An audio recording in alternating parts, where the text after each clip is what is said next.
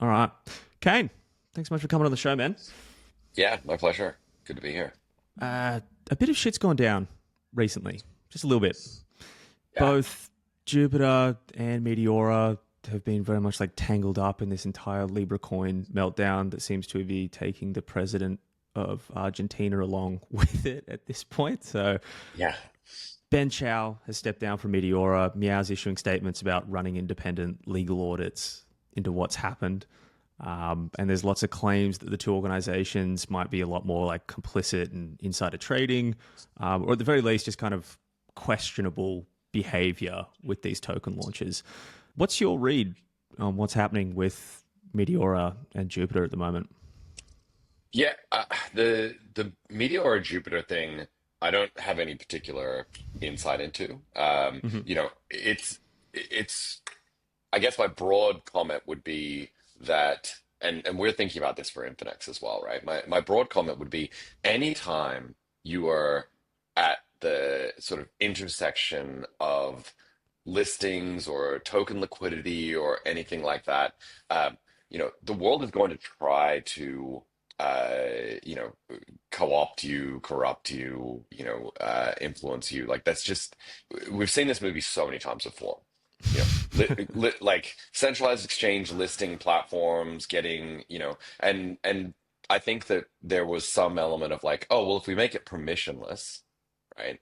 And this goes back to, a little bit of like DeFi ideological naivete or whatever, right? If we make it permissionless, then all these problems go away, right? We don't have, a listing committee at, Bitflyer or some exchange that's taking bribes or whatever, right? Like some crazy, we've seen all these scandals happen before, right? So let's just let anyone list anything, and then we do that for like 5 minutes and go, oh, right. Right. Oops. Yeah, we can't do that Yeah. either. Because that leads to its own crazy, shit, right? Like we saw that with Pump Fun being like, what if we add video? What's the worst that could happen, right? So like as much as people don't like censorship, right? Um, Curation on the internet is it's just a thing, right? Like Mm. it's a thing that if you run a platform, you're going to have to contend with. So now you've got these competing, pressures, right? On one hand, permissionlessly list everything. On the other hand, and I think Meow's point was right. Like someone has to tell people. Someone, if you have a platform, you have a responsibility to tell people whether this is a scam or not. This is the canonical scam coin, Yeah. right? Like, because the non-canonical scam coins are even more scammy, if anything, right? Like someone Yeah. who's like, copy launching a scam coin, is 100% a scam. Like that's just obvious, obviously a scam. Whereas Mm. some of these tokens, was Trump fake? Had a whole thread about this, right? We didn't really know if it was a hack, a fake thing, or whatever. Was it real? How real was it? What does real even mean today? So Yeah. it's a really challenging thing, and I think that you have a lot of young teams who have never been in a situation like this before, right? Where all of a sudden they've got a lot of pressure on them, and it is not clear what the rules are. I mean, this is part of the problem of reinventing finance from first principles. Mm. Listings and liquidity are valuable, and if you put a bunch of people at the intersection of liquidity and distribution, uh, things are going to go wrong, right? Until you have processes in place, and it's going to be messy. I still think that uh, what what most of the dexes are doing, and we saw this with Uniswap as well. Like it's very easy to look at what's happening today with Solana and go, this is the Solana problem, right?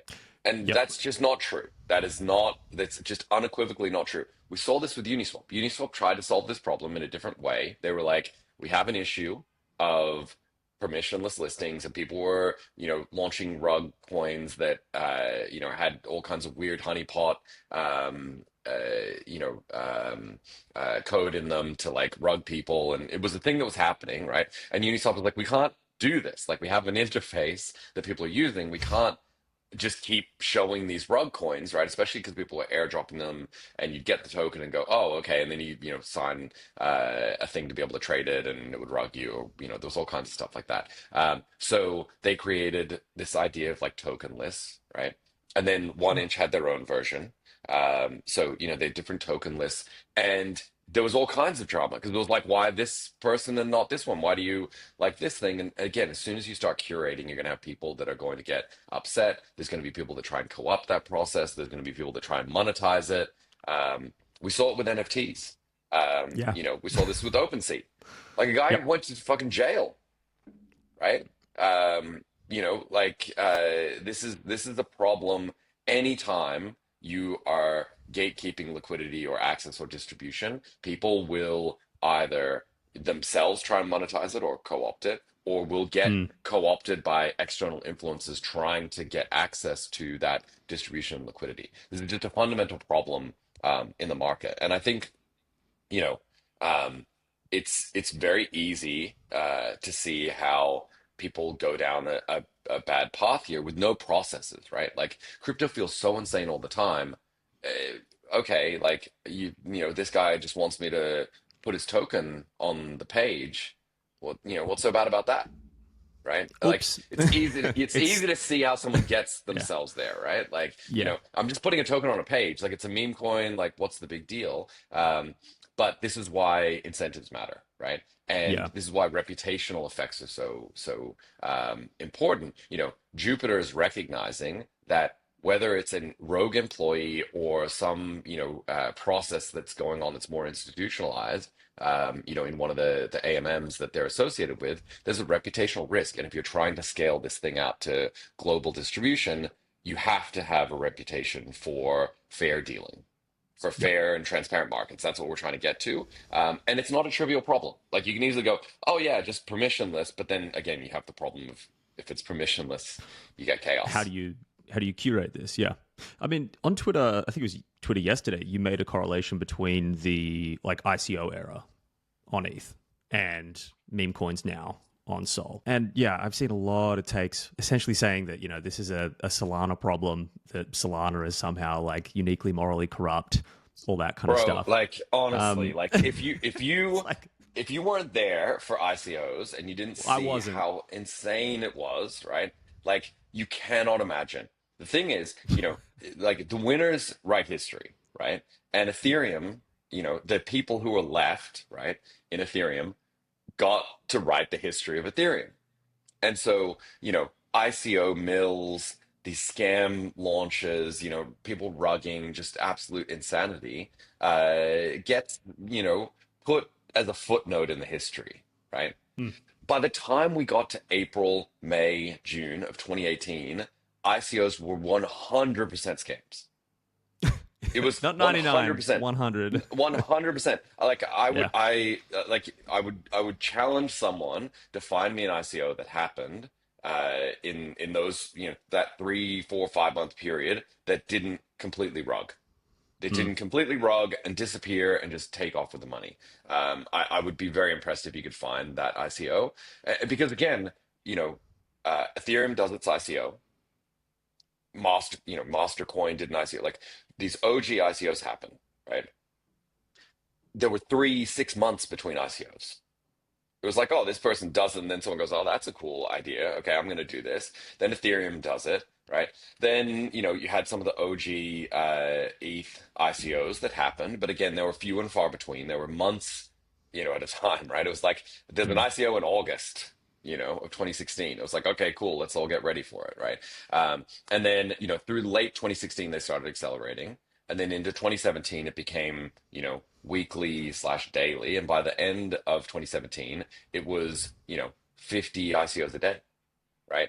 And Yep. the problem with that is that the people, you know, you have this very adverse selection problem of the people that were turning up late in the cycle to do ICOs, whether they're well-meaning or not, a lot of them were actually captured by these ICO mills, right? All of Hmm. the infra that was built, ICO drops, like there was all this stuff that was built to curate. right?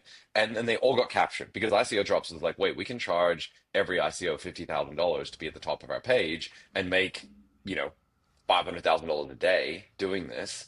Uh, well, you know, we have the curation. The curation's still there. It's just below the fold now, right? Like, you know, Yeah. there's curation that's happening here, but like at the top, you've got like a giant banner ad being like, you know, join the scam ICO today, last chance, hurry up, sort of thing, right? Um, Yeah. and and so it was wild, right? So the idea that somehow Ethereum was just like, you know, me and Stanny and Robert just, you know, singing Kumbaya and you know, only looking out for, you know, the future of France is just like not true in any way. It was fucked Yep. up. It was so fucked up. But my argument has always been with ICOs that that is what you're going to get. Mm. The pendulum has a way of swinging. You have this adverse selection problem. You start off with a good idea and it has low barriers to entry. People notice it. Scammers are going to come if there's a permissionless place that you can do a thing that involves money. Scammers will figure this out. They will start coming. They'll start figuring out that okay, this is a place where we can go and get free money. They'll start extracting value, and it'll go from a small number of scams to 100% scams Yep. until the market, because scammers will be faster than the market can correct for it, right? The market was starting to figure out different things that they could do. You know, Vitalik had some ideas. Like, okay, so I'll give you the like canonical example of why this is exactly the fucking same thing, right? So ICOs had a problem where you gave them all the money straight away, and then Mm. they would steal it and run away. And we're like, well, that's bad. Like, what if? And so Vitalik had this idea. What if instead of giving these ICOs all the money up front with no recourse and they just run away, right? What if we put it into a DAO? And this is possibly the worst idea in history, combining a DAO with ICOs, right? But it was called Yeah. DICOs, and it was like we're going to put this money into a thing, and they're going to have stage gates of you know how they go through it. And I'm pretty sure Vitalik proposed this in like 2018. I Mm. think my recollection is around 2018. Like 20 minutes later, PumaPay comes and goes, "Here's our contract address. Send $150 million," and people do, right? Like the market did not respond to rational incentives at that point. It was just pure FOMO driven, right? Mm. So this is the same problem, the exact same problem. People are like, okay, what if we have pump fun, but instead of the money going to the dev straight away, what if, and all the tokens going straight away, what if there is some kind of locking linear vesting thing? And it's like, you don't get it. You don't get the Yeah. problem. The problem is people are looking for the venue to do max crime. You can't shift those incentives without a complete rethinking of the whole ecosystem. And I mean, you could argue that like there was a certain. I mean, we're judging purity of scams here, but at least the ICO era, they made a white paper. They tried a little bit. It's not just like Yeah, here's Trump coin, fuck it, buy it. I don't care. Like whatever you want, it's worthless. Please bid the Christ out of it. yeah. Look, you know, I think this is part of as well.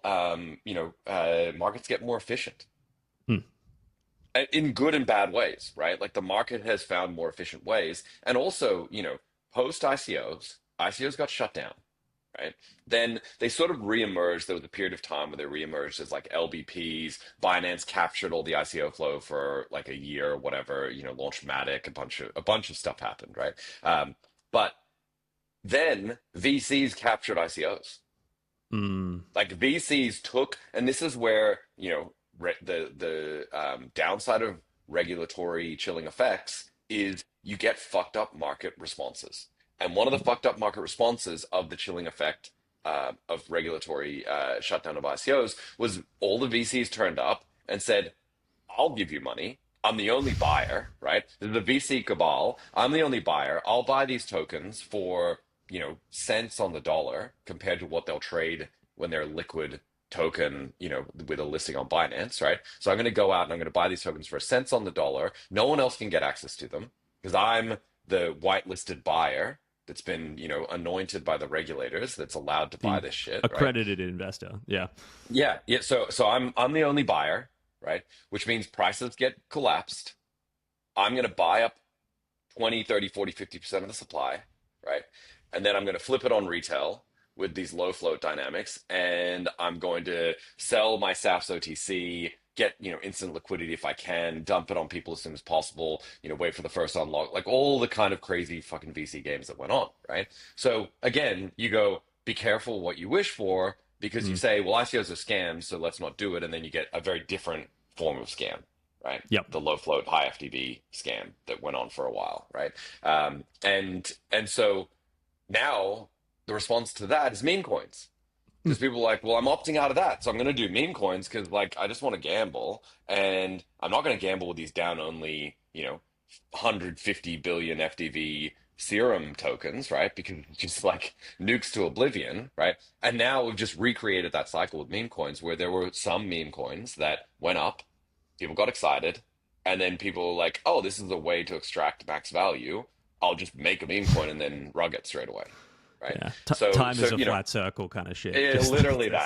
Like, same just thing. like it comes around and around and around and around. And so now we're here, and there's all this hand wringing of like, but the irony of ironies, right, is now the ETH people are sitting there in their ivory tower going, well, I mean, we warned you this would happen with Solana, right? That, all Yep. the criminals would show up. And it's like, bro, like the crime's been in Ethereum the entire time. Sorry. Yep. Like, it just has been.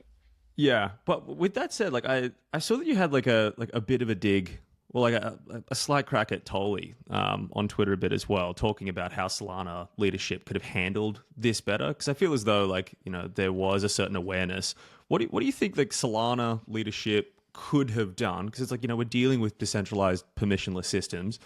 An ideal world, we shouldn't have to rely on anyone to say anything, and the perfectly rational market, everyone's fucking happy.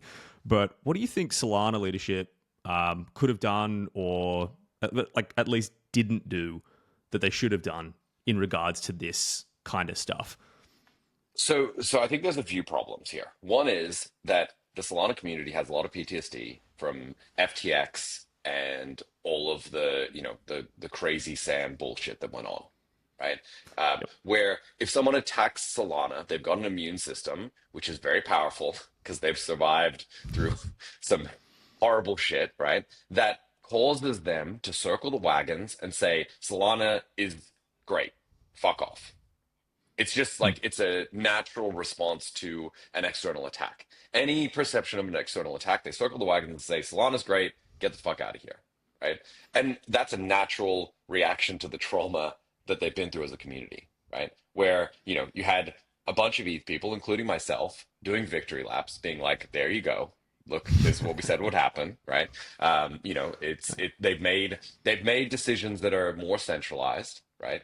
And here's the consequence. Now, the interesting thing for me, and why I eventually came around to Solana is like they survived through a bear market and had this kind of organic renaissance where they emerged out of it with like a genuine community of people that were building, and it actually proved that they could make some of those trade-offs, and it would work, right? In spite of everything, right? So that's why, I flipped bullish on Solana. I was like, okay, these guys have survived, an ice age and come back, stronger. So that's really cool. But the problem is that they're now not the underdog that they were.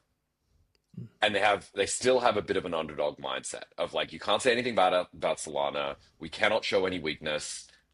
We have to, circle the wagons anytime there's any criticism. And that's dangerous because it means that there's no nuance to the conversation.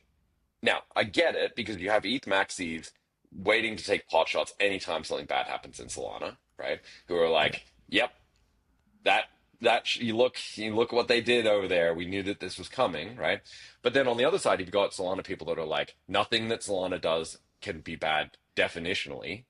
Nothing bad can ever happen in Solana, which is also wild, right? Neither of those views are actual real views that are sustainable in the real world. And then somewhere in the middle, it's like bad things can happen on Solana like any network, and we need to coordinate to fix those things, right? And so the frustration that I had, and look, Tolly made a comment later where he was like, I was super triggered, which he was. Of course he's going to be triggered, right? By, Mitch from Curve being like, Ethereum is the techno utopia where no crime has ever happened.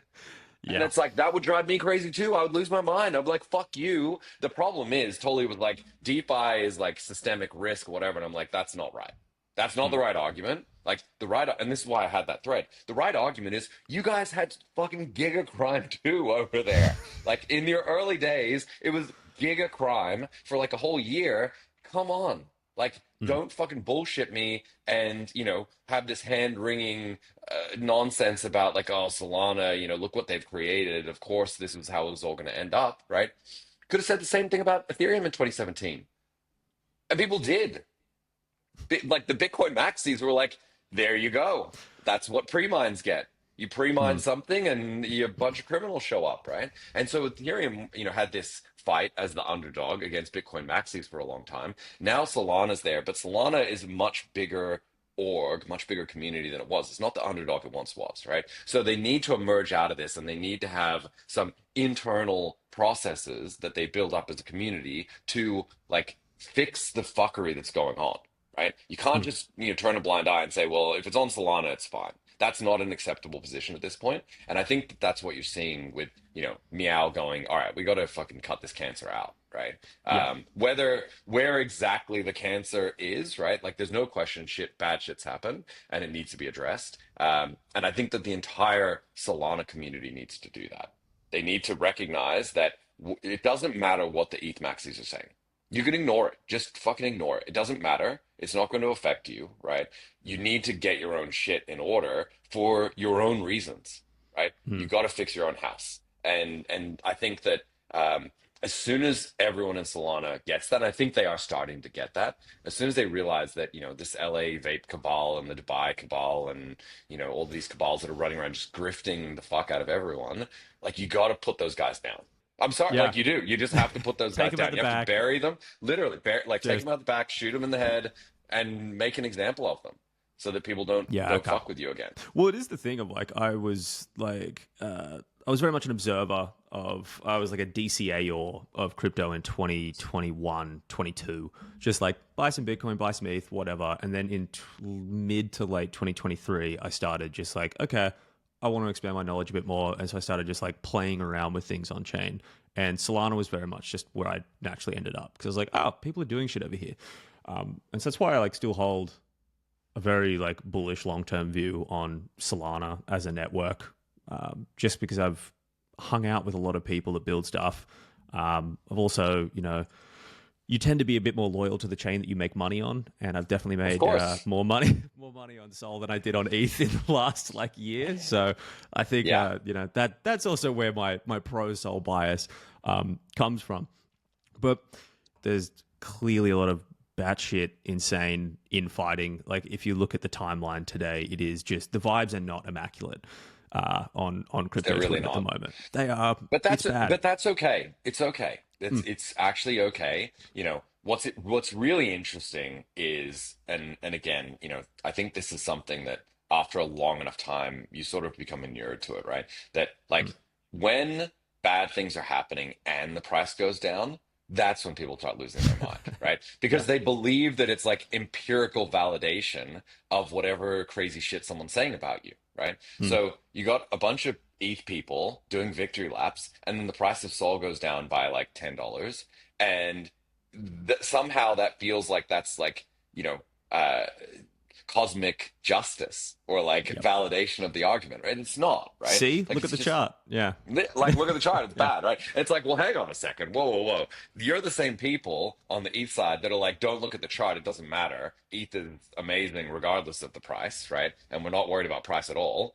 But then you're now being like, oh, look at the Solana chart. Yeah, like fucking crime chain. Yeah, I don't know that those are both congruent views. You can't hold both of those. You can't say, don't look at the chart of my chain, but look at those guys' chart, right? So, Yep. it doesn't really matter short-term price action. That's the reality. Yep. It does not matter. And I think that the thing, I was at a Solana event last night, and the thing that I said to a few people is like, just zoom out. It doesn't matter. You've got people that are going to say bad shit because they're incentivized to do it, irrespective of what you do, right? So you have to filter that noise out. What you need, but you can't filter out everything. If you filter out everything, including the reasonable critiques of what's going on, then you can't improve, right? So you got to find a filter that filters out the bullshit that's not real, that's just noise, but still gets a signal from, okay, bad things have happened and we need to address it. Where do you think we are in market structure at the moment? Because I feel like this is something that a lot of people are calling like a mini FTX moment, at least for Solana. I know that you're still probably holding like quite a bullish position, but I would like to hear what you think about market structure heading into 2025. Is it Jova? Is the Is it show over? Yeah. I think like I, this tends to happen in my experience, right? This tends to happen in bull markets where people are impatient. They're waiting for euphoria, where everything goes up no matter what, right? And that doesn't happen until the very end. Euphoria hits at the very end, and it's like weeks, not months or years, right? Like the rest of it's just a grind up. And particularly in a cycle like this, and I think that this is maybe something that has been progressing, and maybe we've hit a tipping point in this cycle, where the decoupling of assets, correlation is no yeah, longer one, right? Like it used to be that correlation was just one all the time, and like in euphoria, it was like 1.0000, like correlation at 0.998, right? For assets, through most of 2017, for example, right? Feels pretty good because it doesn't matter what you're holding, everything goes up, right? yep, It's not that anymore. Things are going, and it's not just that things are flat, things are going down while other things go up. And that feels real bad because now you're yep. like, well, my thing's going down and that guy's going up. Like, what have I done wrong? What did I do wrong here? And so that's creating a lot of kind of internal conflict, where Mm, people like on the timeline, people are like, your thing's bad. AI agents are sucking the liquidity out, or Trump coin, yep. ruined Pengu, or there's all kinds of stuff going on like that. In a way that it didn't used to be as fraught of an issue, Mm, right? You could look at Cardano and go, oh, like the marginal dollar going into Cardano would be great if that were going into ETH, but they're both going up. And so you're just like, I don't like that. It's a dumb thing. I wish that it didn't exist, but like it's not hurting me, mm, horribly, right? Whereas now, like people look at XRP going up and they go, that's my money. yep. That's my money. You're taking my money. Like, why isn't that happening to my thing, right? And that just creates a lot more friction, a lot more pain and suffering. That exact kind of like liquidity suck rotational meta was just playing out on Solana for like a long time in memes as well. Like anytime that like as a professional meme coin bag holder, there were just moments where there'd be like some new TikTok meta that would show up and it'd be like, oh, Moodang's a thing. And it was like, fuck, my coins. Great. Damn it. Yeah, Well, can yeah. we stop doing this? That should have been a warning sign for me to start probably, actually taking profits a bit more. But anyway, moving on. Yeah. Speaking of like meme coins in general, I know you said that you're pro meme coin. I kind of sit on like a semi pro meme coin side as well. Like I understand the animosity directed at them, the financial nihilist argument. But what's your take on meme coins? And do you think they make a comeback in this cycle at all? Or Yeah, I think, if we look at if you zoom out and look at how the market's evolved over time and what's caught on and why at what times, you look at NFTs and you go, okay, like there's an argument that like NFTs are, to some extent financial nihilism, right? Like at the peak, you're talking about ICOs, talking about NFTs. There was an NFT, there were 5 NFT mints a day, Hmm. right? Like it just got to the point of like peak grift where people were just launching NFTs for no reason. There's zero difference between peak NFT mint euphoria and meme coins. There just isn't. Like, it was a different structure of like what the signals were that you had to pretend to be presenting, right, to get attention. I think, there was even the celebrity capture, right? Like stoner cats. Like go and get like you can sit there and be Eminem had like, a bored oh, ape, dude. Like, yeah. so that's what's interesting, right? Like, Mm, the bored ape thing where it started to like percolate out into more popular culture, right? Okay, why did these why were these people buying Bored Apes or punks or whatever? It's signaling, Mm. right? Like this is a signaling thing. Wealthy people like to signal things, right? And so all of a sudden, there was a new meta for signaling that you were cool and hip and rich, right? Which was buy a Bored Ape and put it as your PFP on social media, right? Like that became a meta. Um, that hasn't happened for meme coins. No one's buying meme coins and then making them PFP because it's a different expression of kind of attention monetization, right? Like the non-fungible nature of like this is my crypto punk, right? A fungible token, it's like I own some of this meme coin, but like whatever, right? It's a different market structural dynamic, right? But the same things, different flavors, celebrity capture, grifting, people, bringing in Ashton Yeah. Kutcher, and like all of that shit happened, right? Like the same fucking shit happened, and then it either got washed out, right? Because there was just too. The interesting thing is that the NFT washout, happened from like market saturation. Right, the market just became, the market says it wants weird, non-fungible JPEGs, and the market just satisfied that, like absolutely flooded the market with it until the marginal value was zero, right? Because it's Mm. permissionless and anyone can make them, and whatever. Meme coins, it's weird because it's much more rotational, and there was a little bit of a rotational element to NFTs where it was like Yeah. mint flip, but this is taken it to like another level compared to NFTs, right? Because liquidity is much Yeah. better. It's all permissionless. You don't have to list it on OpenSea. There's no floor price. JPEGs are much more liquid structurally. Here you just like rug the pool and move on to the next one. Yeah, with meme coins, like that's the thing with them is that they're so much more liquid and they're less social statusy, but it just means that you can just like you can dump them immediately. You don't have to worry about a floor price. There's always like there's a shitload more liquidity, so There's you can always just yeet liquidity. them and move on to the next. Yeah, you can just Exactly. yeet it, move on to the next thing. It's still ruggable, but it's in the sense that you can just yoink. Um, yeah, We can also talk about like food farms, right? And DeFi summer. yeah, There's again, like talking about the winners writing history, right? Like all the DeFi people were like, DeFi was just this like pure expression of financial innovation, right? Like some wild shit happened there too. I'm sorry, like there was all kinds of stuff, and then DeFi 2.0 was also real bad, right? Like it was mm, not this perfect thing, that was a pure expression of financial engineering and mechanism design. It was also some wild shit happening. yeah. The food farms. I forgot about those yams. Yeah, let's Yams, Yams v woo. Yams v 1, 2, and 3, baby. Woo. Yeah. All right. Let's move away from the imminent heat death of the ecosystem and probably move to something a little bit more upbeat. I understand that Infinex has just slapped in a Unichain integration as well. Hey, I want to talk about that, but I also want to get your opinion on Unichain as well and the Unichain launch of the thing. But let's just start with Infinex slapping in Unichain and Swidge. Yeah, yeah. It's funny. The first year of Infinex was like a lot of thrashing and nonsense as we were trying to like figure out what the actual approach was to do Mm, this.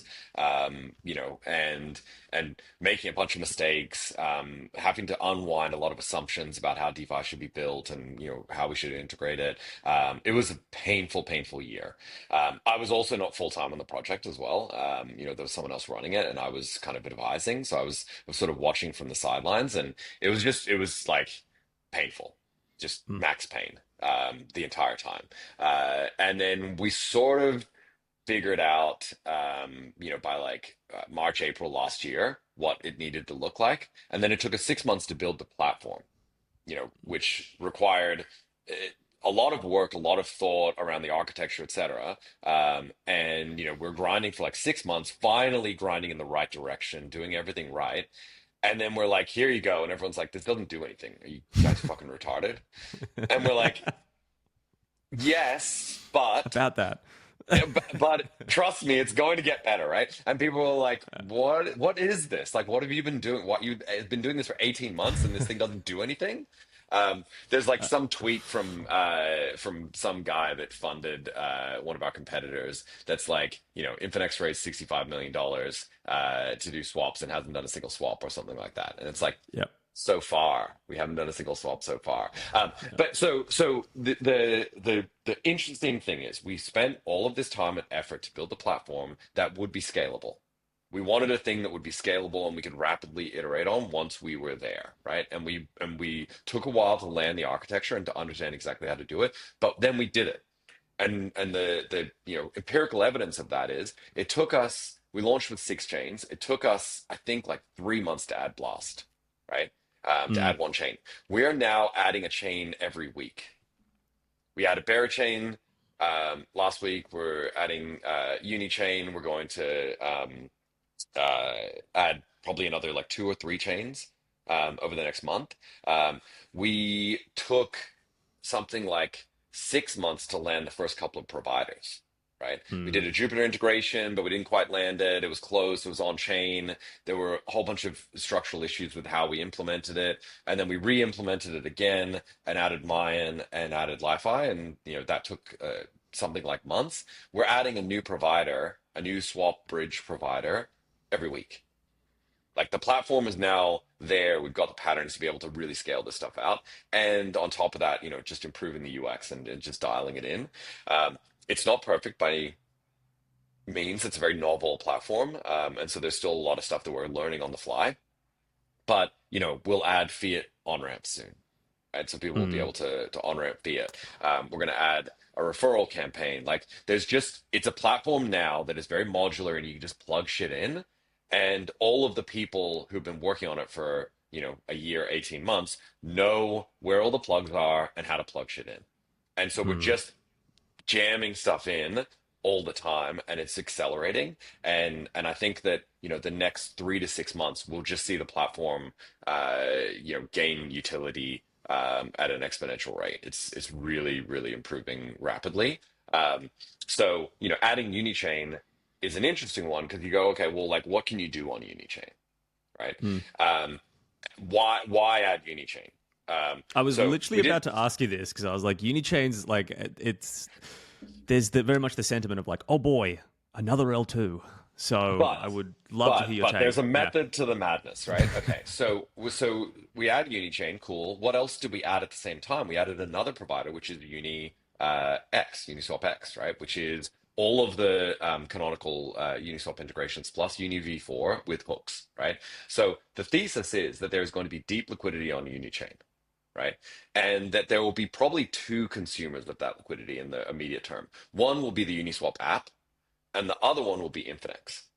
And here's where Uniswap, and Unichain combined becomes very powerful for an Infinex user. Let's say you're on Berachain and you have USDC and you want to get to Arbitrum and you want to land on Arbitrum with some LST, or anything, and some yield bearing token that's low liquidity, right? It's very possible that the deepest liquidity will be on Unichain for that, for reasons, because Unichain is going to incentivize liquidity, and there could be super deep liquidity to go USDC, hop over to Unichain, tap Mm. into their liquidity on Unichain, and then bring it over to Arbitrum, because maybe there's some points campaign where if you put, wrap stake ETH or, WETH or some weird, thing on there, you're going to get points. Okay, cool. So that is not a thing that a DApp provider can do easily for you. To know that there's deeper liquidity over on a third chain, not the source or destination chain you're trying to go from, right? But a third chain that you're going to hop through, right? And Infinex is going to be able to simulate all the different routes, look at all the different chains that are available, go and break up transactions into small chunks and say, well, actually, if we bridge over there via Stargate, it'll take 10 seconds. Then we can swap and get, 30 bips better fill. And then we can just bridge it back over to Arbitrum. And the Mm. user will get a much better experience. Now, would you, as a user using a dApp, want to do that? Fuck no. That would be the worst possible thing ever because you'd go, oh yeah, what's the Uniswap canonical bridge again for wrap staked ETH? Oh, it's like I think it's this thing, and then you go there and it's not in there, and you're like, oh, they deprecated it. It would be a nightmare. But on Infinex, you just go, I'm here, I want this thing, and we go and find the best route for you in a way that is different to like an on-chain aggregator or even like an intense-based aggregator. We just go and find the best liquidity, slice it up, and go, yep, this is the best route for you, and then land you there. No signing, no gas, no anything. You just do the thing. Yep. And so it's our job to get better on the execution side so that that experience for you, the user, is just one click and you get a 30-bit better fill. Well, yeah, full Shilia. Like, I've been using Infinex for a while now, and it is one of those things of like I've had manual, like pre-switch, doing like manual bridging across to different places was I don't know. I was still using like straight wormhole for a little bit, and then I got like castigated in the timeline for it, and they're like, use dbridge. But even doing that, there've just been moments where I'm like, fuck, like did I just send USDC to the wrong wallet? And you're doing that like immediate check, but having it in the one place with the one bridge in like literally all contained, it just feels right. You're like, okay, well, it can't go wrong because it's here and it's here. I'm not inputting separate wallet addresses. It's just like, this is the chain, that's the chain, send, done. Yeah. So that's it. Yeah. I mean, it's a good product. Web 2 does not make you, think and, like figure out which database you're going to be hitting next. And like, it just doesn't force you to do all of these things that we have been typically forcing people to know in crypto. And, that are subject to human error as well, right? Like so easy to make a mistake and copy paste the wrong address in, right? Or get fished or do all kinds of very easy mistakes, right? By being in one platform, we just remove that human error element to a large extent. Yeah.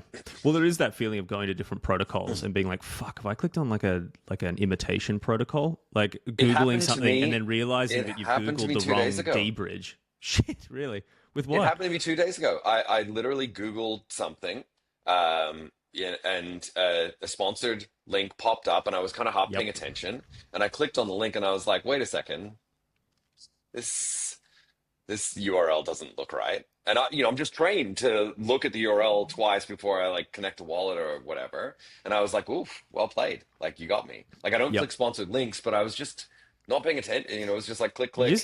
You have days where you just do shit like that. Yeah, and you're like, oh exactly. Yeah, fuck it. What was that dbridge thing or whatever? Not specifically naming dbridge, but like whatever app it is, that experience of being like, holy shit, I just clicked a sponsored link. And I'm about to not click sponsored links. A fucking Ravi wallet to it. It's wild though. It's wild to think that we're in an ecosystem where don't click Google sponsored links is the thing that people need to learn. Yep. Like and again, it speaks to it's a very adversarial environment. People are going to try and exploit you if they can, and you need to minimize the surface area of that. Cautious of your time. Cool. I'll release you soon. Thank you, sir. Anything exciting coming up that you want to share? Bunch of stuff that's coming up. I think one thing that I'm personally pretty excited about is we've had a bunch of people, and I'm not trying to encourage people to do this. This is not the way to get Infinex to do things. But we've had a bunch of people who have deposited USDT from Binance Chain, from BSC, into Infinex. And we're like, guys, that's not a supported chain. And the response is wild. The response from customers is, really? Like, you're Infinex. You should, this is the chain that I like. You should do it. Like they've been like psyops into thinking that Infinex just thinks about all of their needs for them before they even have them, that they're like, oh, this is convenient for me, click button. And then it's like, oh, no, that's not a real thing. We don't have that. So we don't have that. But the response has been great because we've looked at it and gone, okay, well, clearly there's demand for this, so we need to add it. So we're working on getting that added. It's probably going to be in the next couple of weeks we add BSC. So there's a lot of live, we've been adding the new chains, Unichain, Berachain, etc. But there's a lot of live chains we need to backfill as well. Tron, BSC. There's a bunch. So hopefully we'll get BSC up so people can start depositing their USDT and make their lives easier. They're like, I want to swap my USDT into USDE or whatever, and they're like, click, and they're like, oh wow. Infinex didn't do what I expected, Yep. which is, again, it feels good that people are like just expecting Infinex to like anticipate their needs. So yeah, cool. Yeah, I better head off, but yeah, that's the main thing, BSC. But there's one condition. In the same way that I made Hayden buy a patron before we switch the chain on, CZ must buy a patron before we switch on BSC. So let's see if this tactic works. All right. I'm I'll get to I'm tag bullish, CZ in this and tell him to buy a patron. 100%. That's All it. right. That's it. Beautiful. Mate, Cool. thanks so much for coming on the Thank you, show. sir. Appreciate it. My pleasure.